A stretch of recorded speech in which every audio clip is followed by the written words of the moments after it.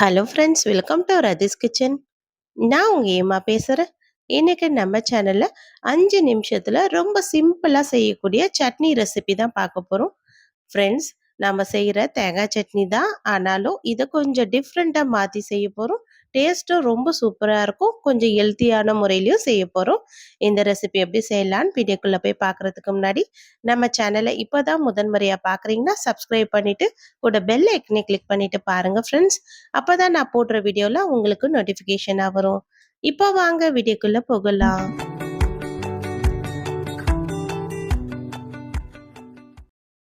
Friends, இந்த சட்னி செய்கிறதுக்காக இப்போ ஒரு மிக்ஸி ஜார் எடுத்துக்கலாம். இதில் அரை முடி தேங்காய் சின்ன சின்னதாக கட் பண்ணிவிட்டு சேர்த்துப்போம்.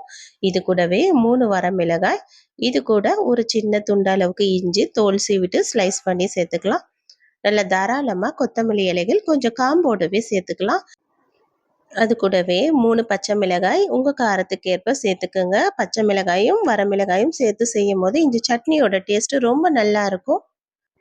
இது கூட ஒரு சின்ன புளியங்கட்ட சைஸ் அளவுக்கு புளி சேர்த்துட்டு அரை கப் அளவுக்கு உடைத்த கடலையும் சேர்த்துக்கலாம்.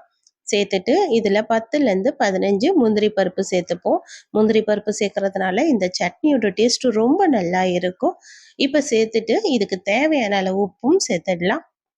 உங்களுக்கு சட்னிக்கு எந்த அளவுக்கு உப்பு தேவையோ அந்த அளவுக்கு உப்பு சேர்த்துட்டு முதல்ல இதை நம்ம ஒரு முறை நல்லா அரைச்சி எடுத்துகிட்டு வந்துடலாம்.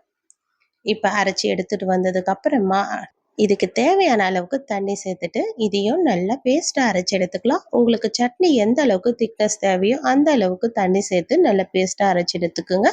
இப்போ நம்ம அரைச்சி எடுத்த சட்னி இந்த அளவுக்கு நல்லா திக்காக இருக்குது. நமக்கு இப்படியே வேணும்னாலும் தாளித்து அப்படியே சாப்பிடலாம். உங்கள் சட்னிக்கு எந்த அளவுக்கு திக்னஸ் தேவையோ அந்த அளவுக்கு தண்ணி சேர்த்து ஒரு பாத்திரத்தில் மாற்றிக்கலாம். இப்போ நம்ம ஸ்டவ்வில் தாளிக்கிறதுக்காக ஒரு கடாய் வச்சுப்போம். இது அரை ஸ்பூன் அளவுக்கு எண்ணெய் ஊற்றினா போதும். ரொம்ப அதிகமாக எண்ணெய் தேவை கிடையாது.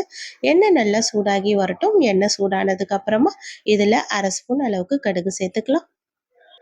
கடுகு பொரிஞ்சு வர நேரத்துலேயே 1/4 ஸ்பூன் அளவுக்கு சீரகம், கொஞ்சமாக கருவேப்பிலை சேர்த்துட்டு இது நல்லா பொரிஞ்சோடனே நம்ம ரெடி பண்ணி வச்சுருக்க சட்னி இருக்குல்ல, அதில் எடுத்து சேர்த்துக்கலாம்.